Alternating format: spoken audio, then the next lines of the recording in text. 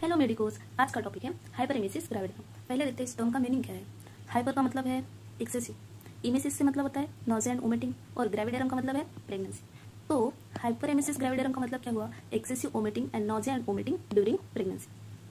Okay, तो पहले हम देखते हैं कि आखिर प्रेगनेंसी में वोमिटिंग होती क्यों है। तो जब फर्स्ट ट्राइमेस्टर चलता है, मतलब पहले 12 वीक्स, तब क्या होता है, ये बीटा एसिडी की लेवल इंक्रीज हो जाती है और साथ ही साथ एस्ट्रोजन और प्रोजेस्टेरोन भी इंक्रीज होते हैं। तो ये एस्ट्राडियोल क्या करता है, जो अपने इसोफेगस का लोअर स्फिंक्टर है उसको कर देता है रिलैक्स। अगर अपना स्फिंक्टर ही रिलैक्स हो जाएगा तो अपना जो स्टमक का कंटेंट है वो आ जाएगा बाहर, मतलब हो जाएगी वोमिटिंग। तो जो है नॉजिया वोमिटिंग फर्स्ट ट्राइमेस्टर में हो रहा है उसको टर्म यूज करता है मॉर्निंग सिकनेस। समझा? तो अब देखते हैं कि जो एक्सेसिव वोमिटिंग होती है वो पहले टेंथ वीक को पीक पर चले जाते हैं। मतलब 10th वीक को भाई बहुत ज़्यादा वोमिटिंग हो जाएगी। ये क्यों हो रहा है? क्योंकि एचसीजी पीक लेवल पे जा रहा है 10th वीक को और ये सबसाइड हो जाता है 16th वीक। तो हाइपरेमेसिस कौन कॉज करता है? रिस्क फैक्टर क्या है उसके लिए? एक तो है प्रीवियस हिस्ट्री ऑफ हाइपरेमेसिस ग्रेविडियम। मतलब अगर कोई प्रेग्नेंट लेडी है, उसकी पहली प्रेगनेंसी में अगर उसको हाइपरेमेसिस ग्रेविडियम का हिस्ट्री है तो अभी रिस्क पे है कि उसको डेवलप हो जाएगा हाइपरेमेसिस ग्रेविडियम। अगर वो प्राइमरी ग्रेविडा है, प्राइमरी ग्रेविडा का मतलब क्या है, वो फर्स्ट टाइम प्रेग्नेंट हो गई है। अगर उसका फीटस फीमेल है तो अगर वो नली पैरिटी है, नली पैरिटी का मतलब उसको अभी भी कोई भी बच्चा नहीं है, तो अगर हाई बीएमआई हो और प्री जेस्टेशनल डायबिटीज प्रेजेंट हो। Most common most important risk factor कौन है? मोलार प्रेगनेंसी और ट्विन प्रेगनेंसी। तो मोलार प्रेगनेंसी में क्या होता है, जो अपने ट्रोफोब्लास्टिक सेल्स होते हैं उसमें ट्यूमर बन जाता है। तो मोलार प्रेगनेंसी में एचसीजी बनाने वाले जो सेल्स है उनका नंबर बढ़ जाता है। तो ऑब्वियस है अगर बेटा एचसीजी बढ़ जाएगा, एक हाई अमाउंट में प्रोड्यूस होगा तो होगा हाइपरेमेसिस ग्रेविडियम। वैसे भी ट्विन प्रेगनेंसी में होता है हाइपरेमेसिस ग्रेविडियम। तो इसके सिम्टम क्या क्या होंगे? एक तो मदर का एपेटाइट लॉस हो जाएगा। अगर हम वोमिट कर रहे हैं तो इलेक्ट्रोलाइट इम्बैलेंस हो जाएगा, वॉल्यूम डिक्रीज होगा, वाटर कंटेंट भी कम हो जाएगा। तो क्या होगा? डिहाइड्रेशन। न्यूट्रिशनल डिफिशियंसी भी होगी। क्यों हो रही है? क्योंकि हम जो खा रहे हैं वो एब्जॉर्ब ही नहीं हो पा रहा ना, तो इसकी वजह से न्यूट्रिशनल डिफिशियंसी हो जाएगी। सबसे इंपॉर्टेंट क्राइटेरिया क्या है इसका कि weight loss more than 5% of pre pregnancy wait.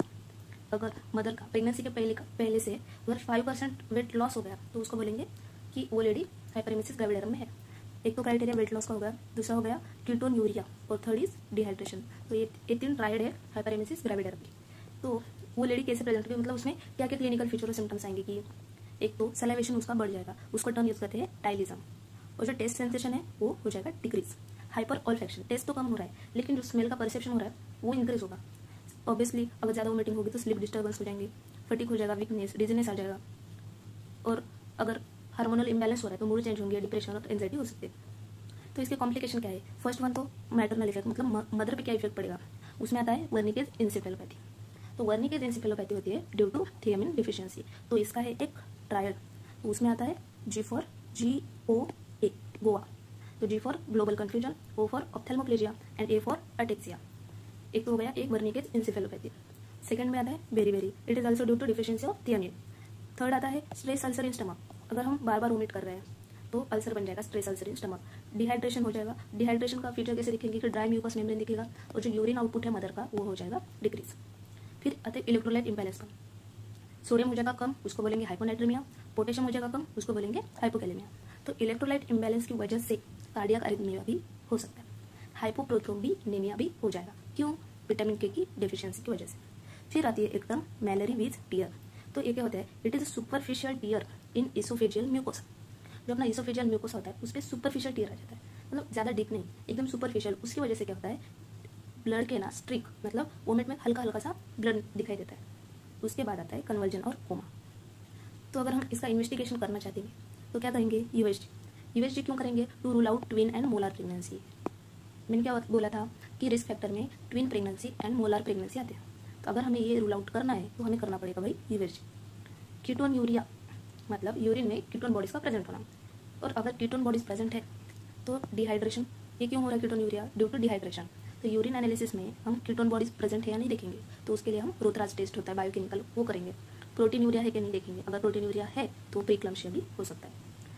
Blood test करेंगे for HELLP syndrome, to rule out HELLP syndrome. तो हेल्प सिंड्रोम क्या होता है? एक लिवर डिसऑर्डर है। इसमें क्या होता है? हीमोलाइसिस होता है, H मतलब हीमोलाइसिस, EL मतलब एलिवेटेड लिवर एंजाइम, और ELP मतलब लो प्लेटलेट काउंट।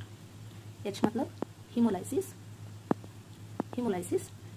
EL मतलब elevated liver enzyme, and LP मतलब लो प्लेटलेट काउंट।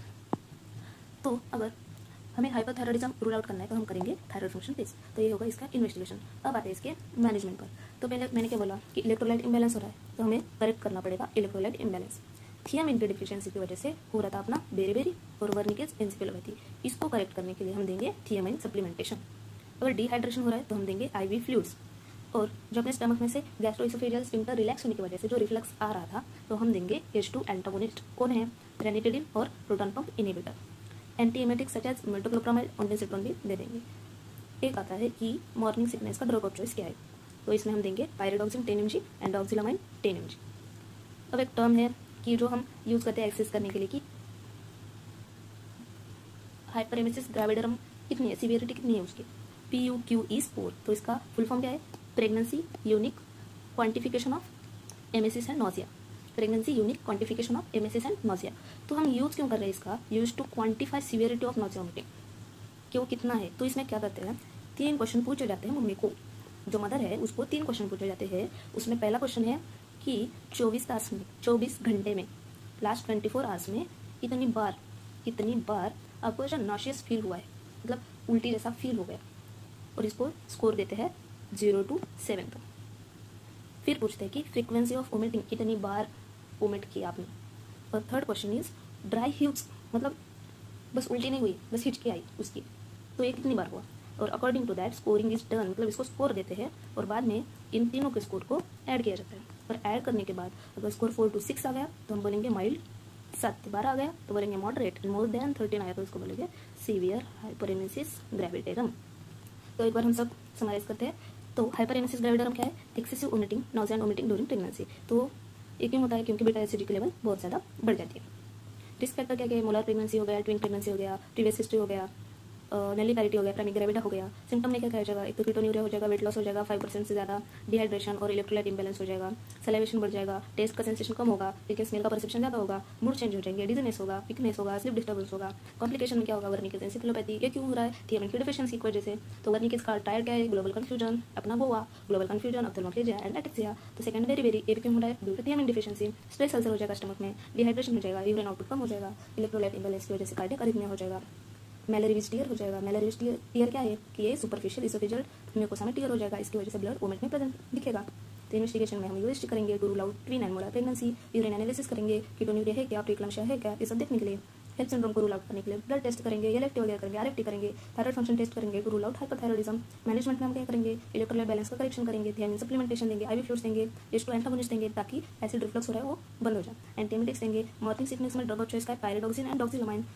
और बाद में असेसमेंट के लिए क्या है? PUQE score, pregnancy unique quantification emesis and nausea.